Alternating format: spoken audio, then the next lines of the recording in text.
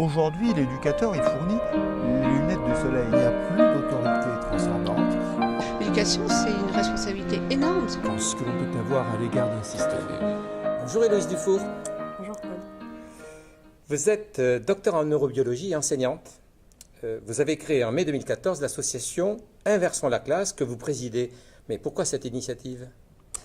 À la base, je suis chercheuse et mon parcours personnel, c'est simplement que j'ai été aux États-Unis, j'y travaillais dans un laboratoire, j'avais aussi des activités d'enseignement et donc je me suis posé la question de comment mieux enseigner, comment est-ce que je pouvais bien faire, et c'est là-bas que j'ai entendu parler de la classe inversée. Et donc au départ, j'ai commencé à documenter ça de manière personnelle pour ma pratique, et à force d'interroger des enseignants qui la mettaient en œuvre, je me suis rendu compte que c'était vraiment en fait un levier pour transformer l'école en profondeur. C'est-à-dire que ce n'était pas seulement une pratique pédagogique efficace, et ça il y en a d'autres, mais que par son potentiel de diffusion, la classe inversée représentait vraiment un levier pour changer l'école et apporter des réponses aux problèmes qu'elle a aujourd'hui, que ce soit les inégalités scolaires, l'entrée dans le numérique.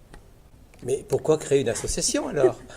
C'est très simple, parce que je savais qu'il y avait d'autres gens que ça intéressait et qu'on voulait porter cette voie-là, et que c'était important d'agréger. Il y a beaucoup de gens qui sont en classe inversée, qui se sentent un peu isolés dans les établissements dans lesquels ils sont.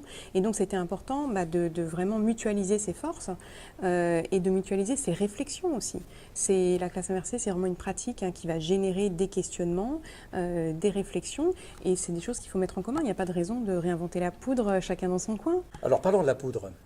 Un des intervenants, j'ai souri en entendant cela, mais je crois qu'il faut le redire, a affirmé qu'avant de découvrir ce qu'était la pédagogie de la classe inversée, il pensait qu'il s'agissait de cours réalisés par les élèves pour les professeurs. Alors, bien sûr, il n'en est rien. Je pense que nous savons tous qu'il n'en est rien.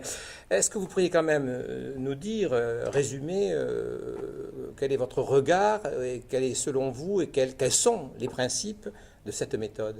Alors pour moi, les principes de cette méthode sont simples. C'est le fait de sortir du cours les activités qui demandent moins d'interaction avec l'enseignant, pour pouvoir consacrer plus de temps en classe aux activités complexes, aux activités qui demandent plus d'interaction avec l'enseignant.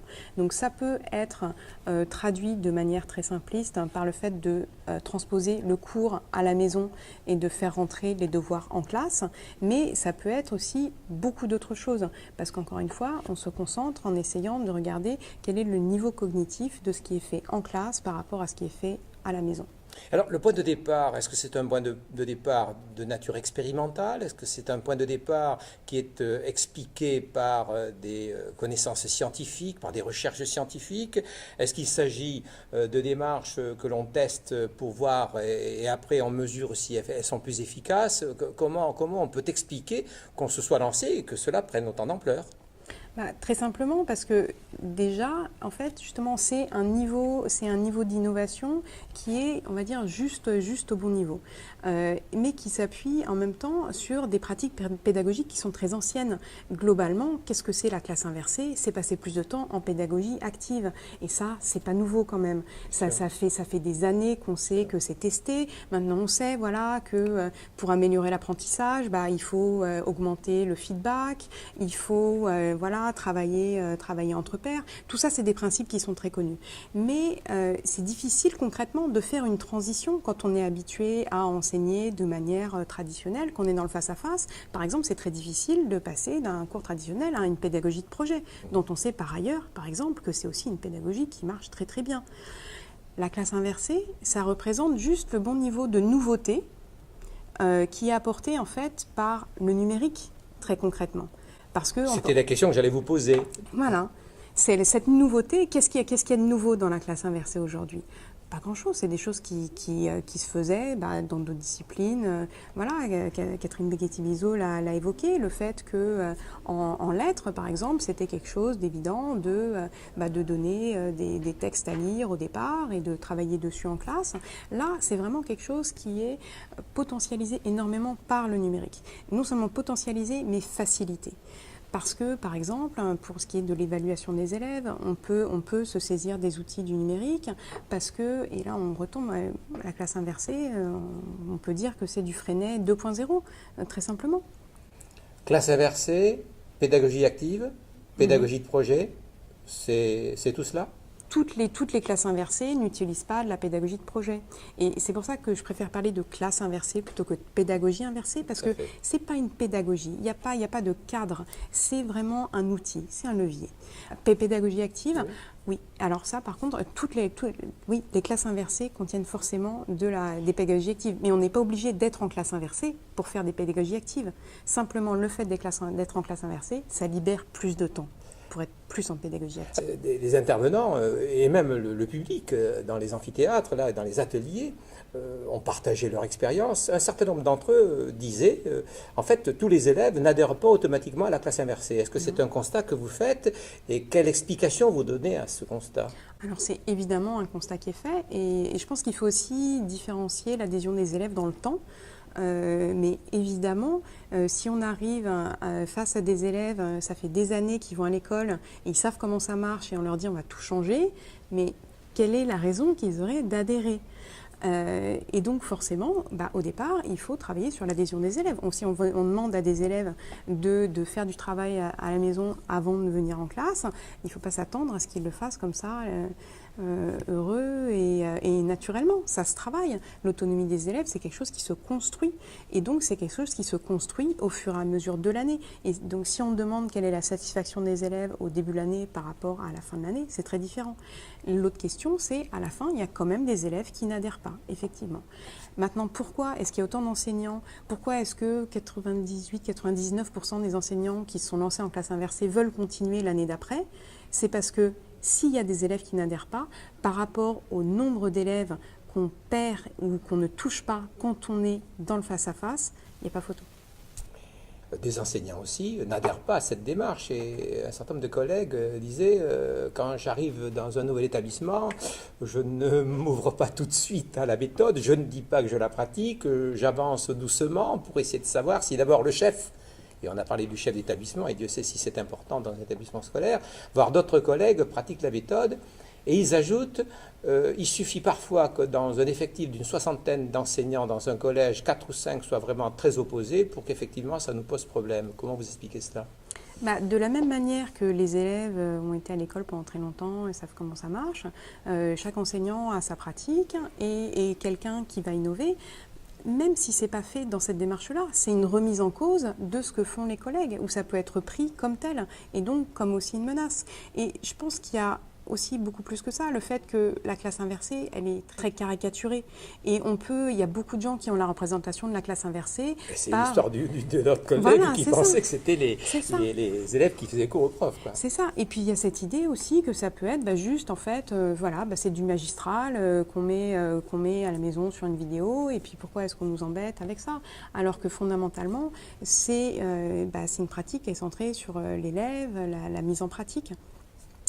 Et ça c'est aussi une raison. C'est-à-dire que la classe inversée, c'est quelque chose qui a été assez médiatisé comme pratique pédagogique. On parle quand même beaucoup de la... Depuis quelque temps, on parle quand même beaucoup de la classe inversée. Et je pense que pour beaucoup d'enseignants, il y a aussi cette lassitude un peu de « Ah voilà, c'est la nouvelle méthode miracle qu'on veut nous imposer ». Et donc forcément, il y a un premier mouvement qui est un mouvement de recul. Maintenant, moi je reste persuadée que simplement avec un peu de pédagogie, quand les enseignants sont amenés à découvrir de quoi on parle réellement. Qu'est-ce que ça veut dire vraiment une classe inversée? Quand ils prennent le temps d'échanger entre eux, il y a beaucoup moins de problèmes qui se posent. Alors, des enseignants vont un peu plus loin. Quelquefois même, d'emblée, ils font cela, ils fabriquent, ou plus exactement, ils font fabriquer à leurs élèves ces fameuses capsules vidéo pour faire en sorte que les élèves soient autant acteurs de leur apprentissage qu'acteurs de l'apprentissage des savoir-faire quant à la construction justement de montage vidéo, de montage diapositive, etc.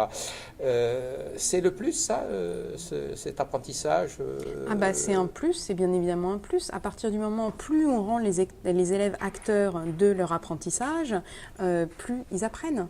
Et en fait, il y aurait deux niveaux dans la construction des capsules par les élèves.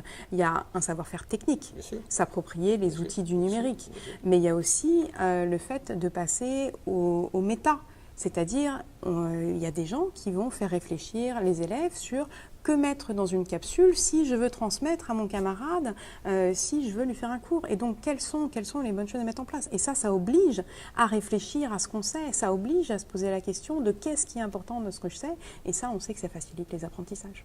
Des élèves pairs pédagogues. Exactement. Bon, alors, nous sommes au lycée Montaigne, à Paris, et vous avez organisé le premier congrès de la classe inversée. Vous l'avez prénommé CLIC 2015, je crois.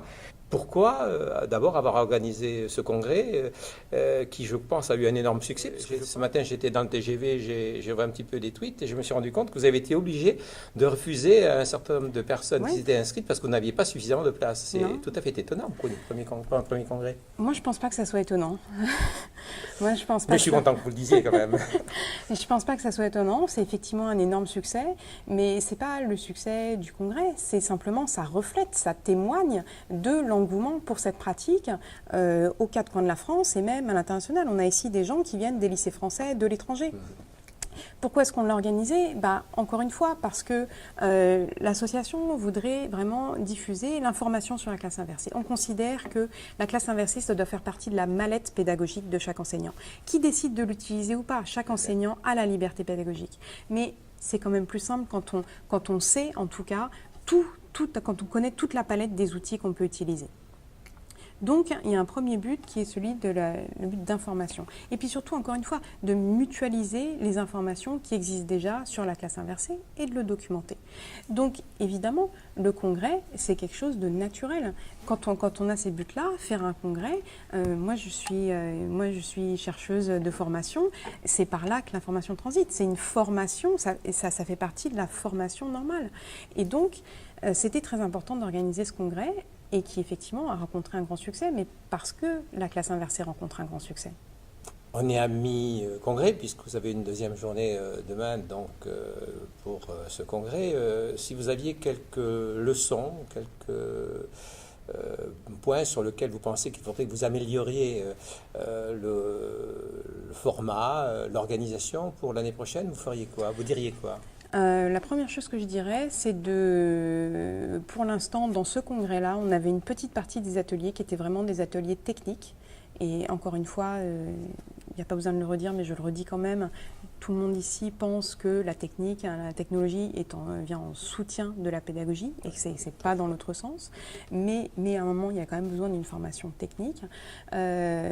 L'an prochain, ça serait de faire une formation technologique plus importante et de prendre carrément une journée entière pour passer plus de temps. Pour vraiment que les gens puissent venir, amènent leur outil, fabriquent leurs capsules, essaient, aient des problèmes et voilà. Mettre en place un congrès qui fonctionnerait avec la méthode de la classe inversée. Mais c'est déjà le cas pour certains ateliers. Là, évidemment, il y a plusieurs animateurs qui nous ont demandé d'avoir accès à la liste des participants qui s'étaient préinscrits pour leur donner en amont des informations qu'ils avaient consultées et pour générer des questions chez les participants. Et je dirais d'autant plus que c'est un congrès classe inversée, que c'est un congrès qu'on a voulu vraiment collaboratif. On a donc 5 conférences plénières où on a des intervenants dont on est absolument ravis qu'ils soient venus parce qu'ils sont de qualité. Et on a aussi beaucoup d'ateliers et ces ateliers sont vraiment des ateliers collaboratifs. On a vraiment demandé aux intervenants de limiter leur temps de parole pour favoriser les échanges avec la salle. Parce qu'il y a beaucoup de gens qui viennent ici, qui viennent avec leur expérience et qui ont aussi des choses à partager. Et on part du principe que chacun apprend de l'autre. On est totalement dans la formation par les pairs. Je peux témoigner que l'atelier dans lequel j'ai participé, c'était exactement ce que vous en avez dit. En tout cas, je vous remercie, Héloïse Dufour. C'est moi qui vous remercie de prendre ce temps, d'être ici et puis d'aider à diffuser le concept de la classe inversée. Merci.